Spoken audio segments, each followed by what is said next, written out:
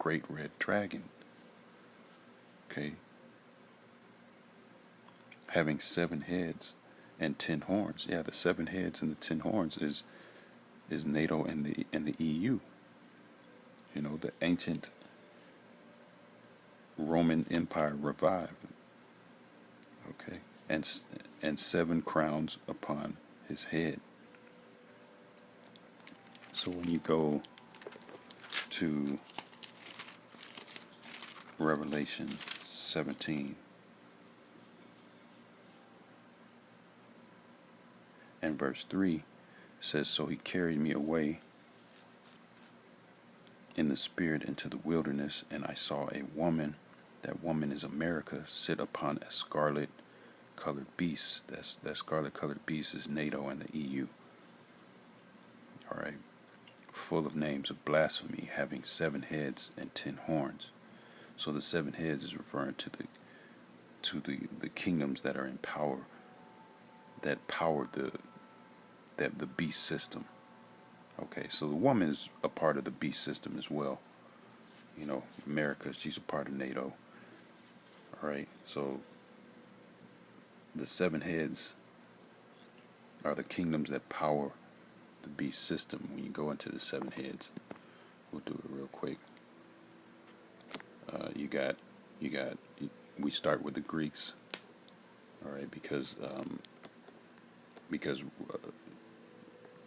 Alexander the Greek, okay, he spearheaded this whole Edomite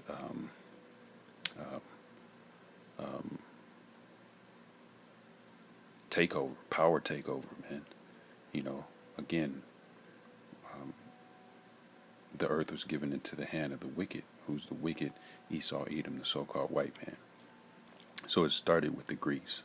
Okay, so you got the Greeks, you got the British, you got Germania Major, Germania Minor, you got Rome, you got the French, and you got the Spanish. All right. So those are the 7 heads. The 10 horns are the economic portion, or the EU, the European Union. Now these 10 horns, they've evolved into 27 other countries. Okay, so it's not just 10 horns anymore. It's 27 or 10 countries anymore. It's 27 countries. Of those 27, this article is speaking of 2 of them, Spain and Ireland.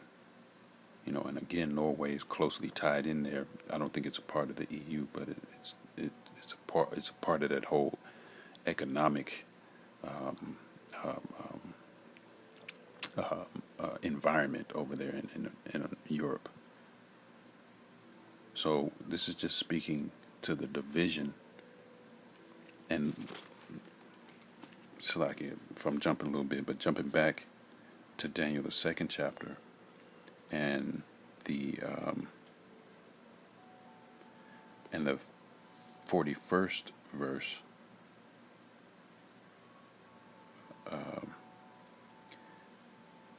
And whereas thou sawest the feet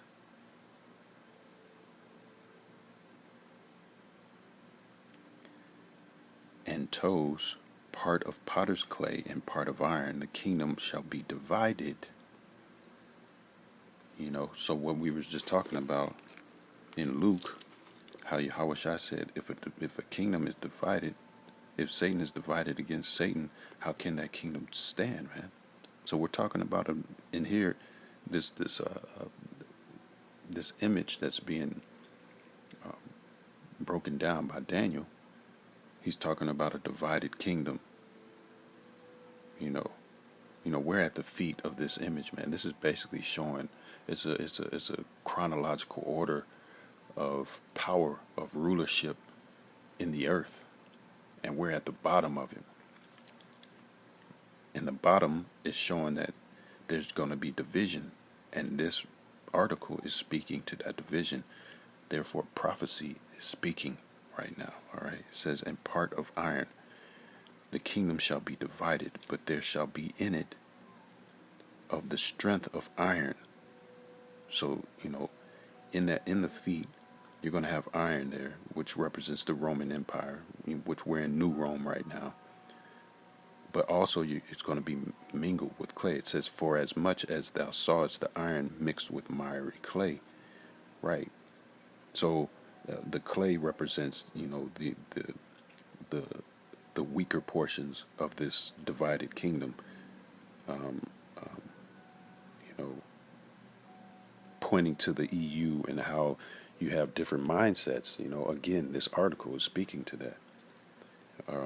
The Brexit, or the British exit, which began, if I'm not mistaken, in 2016, marked the beginning of that.